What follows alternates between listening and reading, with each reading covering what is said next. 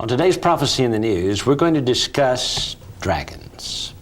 According to Revelation chapter 12, there will be a war in heaven between Michael and his angels who fight against what the Bible calls the dragon.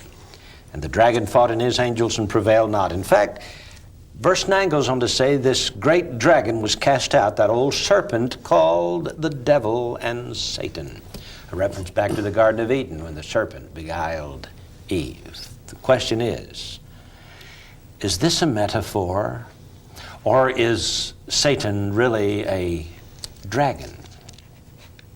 Gary Stearman is here to discuss with me, do you believe in dragons? Well, you know, JR, virtually every culture on earth has some belief about dragons. If you go back into the old literature, you find that the dragon of the Far East is called the lucky dragon or the fortunate dragon. And this in spite of the fact that he is said to have lost his wisdom in ages past, and he's in search of it, and one of these days he's going to catch up with it, eat it, swallow it like a pill, and then he'll regain his former strength. Well, we know when he lost his strength, right after that encounter in the garden. But one by one, cultures all over the world, including Europe, by the way, have beliefs in dragons, and they have historic dragon lore. Of course, everybody's heard of St. George and the dragon, the knight in armor who slew the dragon, and we've all tended to believe these are mythological stories. But JR, we believe in dragons, or perhaps we need to. Well, let me ask you a few questions about this, Gary. The article that you've written will appear in our March magazine. And you have researched this for some years now, yes, so this is no new subject to you. That's right. Cultures across the world have believed in dragons from time immemorial, back when there were no telephones or newspapers. Where did these people get the idea if dragons first I guess I should ask, do you equate dragons with dinosaurs? Well, in a way I do. And in another way, I don't, and we'll make that distinction a little later. Well, if the dinosaurs haven't lived for 50 million years, as the evolutionists say, that's my point. Where'd all these tales about dragons and these humongous monsters come from nearly every culture throughout history, if they weren't around with man? The fact is, if you study paleontology, and you start digging down and coming up with fossils, a huge majority of those fossils are saurians, or lizards, the great reptiles, some of them 60, 70, 80, over 100 feet long. Thunder lizards, they're called. And JR, they seem to have had a father in ages past, and he was called the anointed cherub that covereth. He's now called that old serpent, the dragon, and Satan, after his fall. But certainly the evidence suggests that he was always a serpent even before his fall, and that he was the guardian over the serpent class of creatures. Now, when he fell, they fell. And today, serpents are just a flimsy shadow of their former self. You have horned toads and little lizards and snakes, and they're considered sort of the scourge of the earth, you know? Yeah, that's amazing to me that you dig up these bones of giant dinosaurs, and today the only things left is about that long, you know? Yeah, just a little tiny, little Texas horned toads, they're called, or horned frogs. And formerly, those grew to be very huge. Well, I think that this happened on the earth at the time of Adam and Eve, before the Great Flood. I think wiped them out. Certainly they existed at that time, and some people have suggested that plesiosaurs, or marine reptiles, lived through the flood, because they could have remained afloat and lived through it. And some have suggested that, for example, the famous Loch Ness monster, or the monster of Lake Champlain in New York, which is called Champ, or the monster of Lake Okanagan in British Columbia, which is called Ogopogo. Some have suggested that these may be the remnants of a great class of marine reptiles which used to dominate the waters, but were taken away in the Great Flood and now are just a very shadowy remnant of their former selves. So you would say that the dinosaurs, at least the marine dinosaurs, or actually the T-Rex and the whole 9 yards of them, if I can use 9 yards. 9 yards is how just about fine. 359 yards? Big. Died in the flood of Noah. Yeah. And as a matter of fact, there seems to be great evidence for this and for a tiny remnant yet surviving in lakes, in rivers, and in seas. For example, several major ocean lines captains over the last couple hundred years have reported sea monsters. They call them sinewy, scaly creatures, sometimes up to 200, 300 feet in length. They could rear their heads out of the water almost half the height of the masts on the old square riggers. Giant sea monsters have been reported by men who were used to filling out their log books and swearing upon what they filled out in those log books. So I'm convinced that something does exist in the waters, and for want of a better term, we'll call them dragons. However, the Bible devotes an entire chapter to just this beastie, as he's called in England. The English, the Irish, the Scots refer to them as water beasties or worms, or they shorten that and to orm. I have a book here called The Great Orm of Loch Ness. Orm is just a shortened form of the word worm, which is the old Anglo-Saxon wyrm, which is their way of saying dragon. And so Nessie, the water beastie, a dragon. Now, Gary, I've got to ask you this question. Okay. With all of those sightings, and even in recent years, sightings, why has no one been able to document it? Actually get a photograph that can be documented. I know there are photographs. Yes. Very, very few, but... Well, in our latest magazine, we've included 2 photographs that are reputed to be authentic. And I happen to believe they are. There have been some notorious hoaxes. But I also believe there have been some photographs. But these monsters are fleeting, leading me to believe that they are the miniature progeny of the great dragon, Satan himself, and that during this age in which we live, they have been, shall we say, repressed, kept back. They live in secrecy because it's not their time, but their time, I think, is coming when that fight, that great battle will be fought in heaven. I think all the forces of the dragon will come forth again.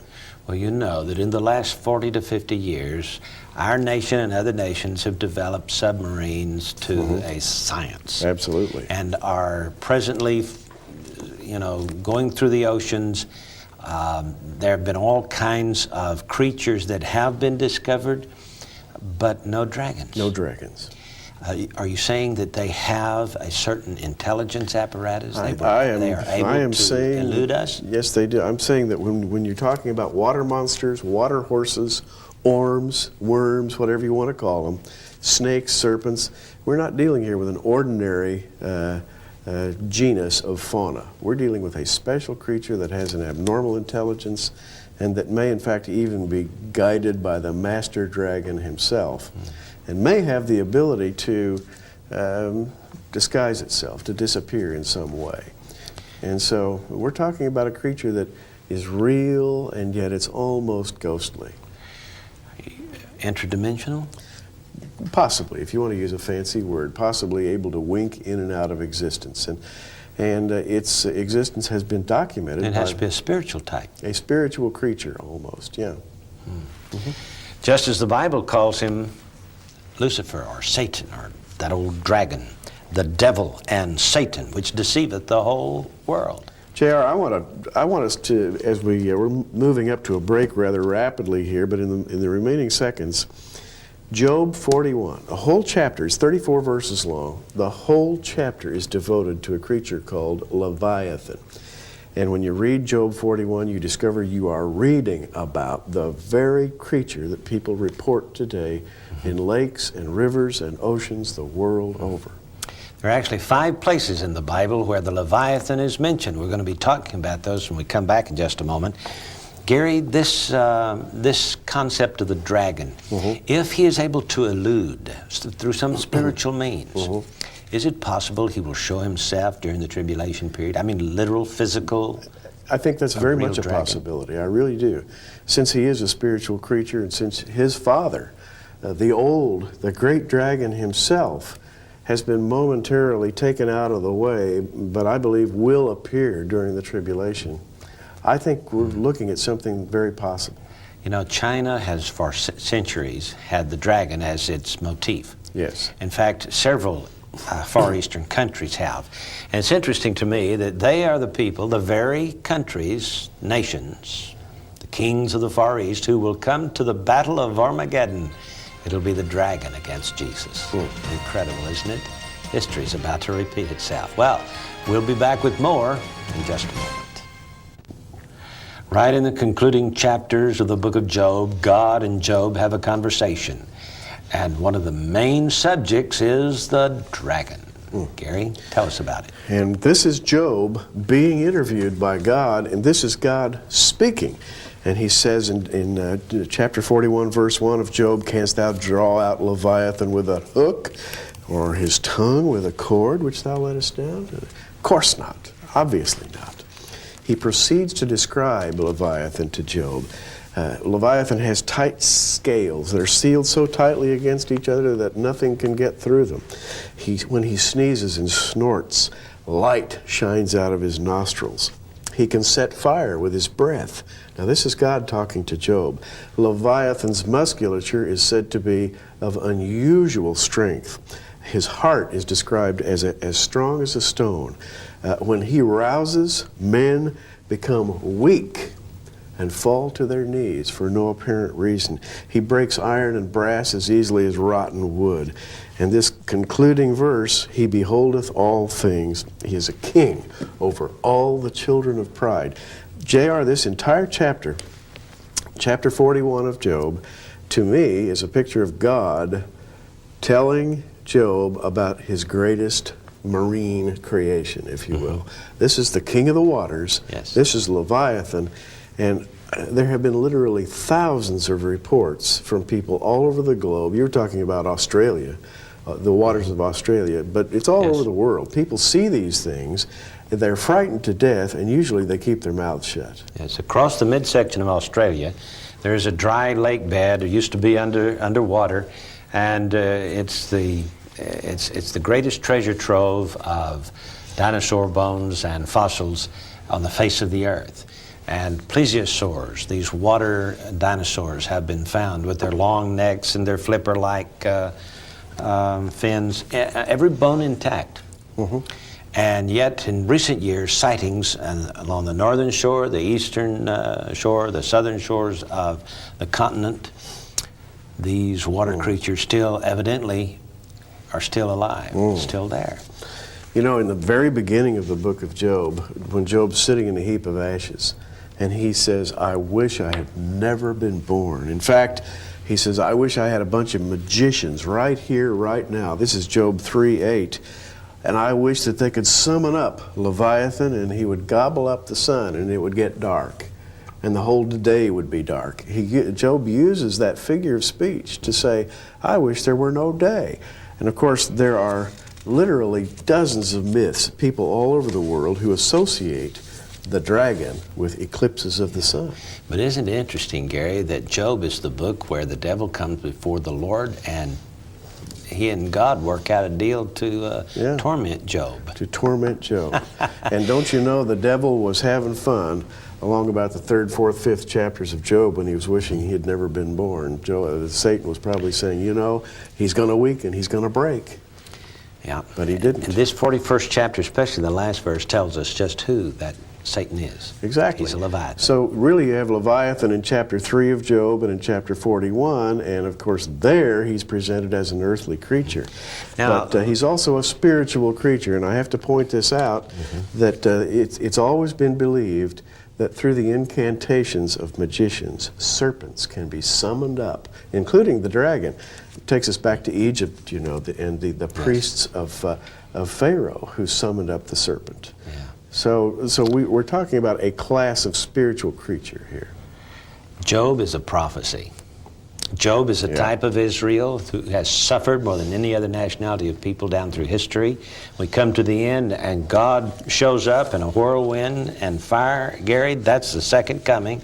And of course the subject at his appearance to Job is, what he's going to do to the leviathan. And it's going to take God to do it because men can't. Absolutely.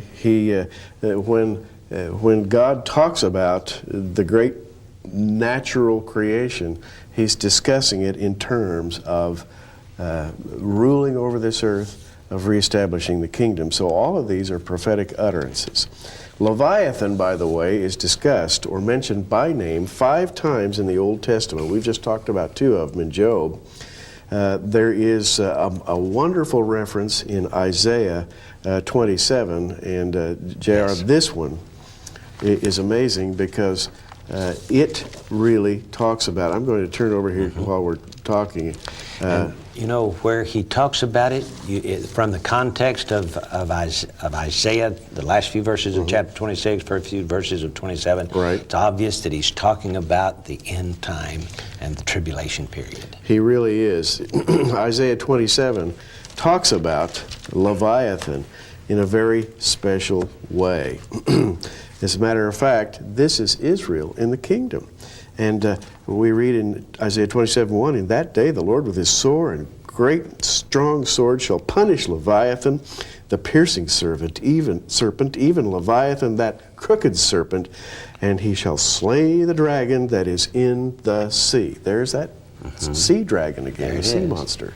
And it's obviously a reference to Revelation chapter 13, this monster that rises up out of the sea with 7 heads and 10 horns, and is a composite of the dragon's work down through history, and the whole world worships him, and the Bible says the dragon gives him his power and authority. That's right. Amazing. How can the dragon, i.e. Lucifer, give a world government, which is obviously the picture there of this monster with 7 heads and 10 horns, how can Lucifer give him the power and authority to take over the world?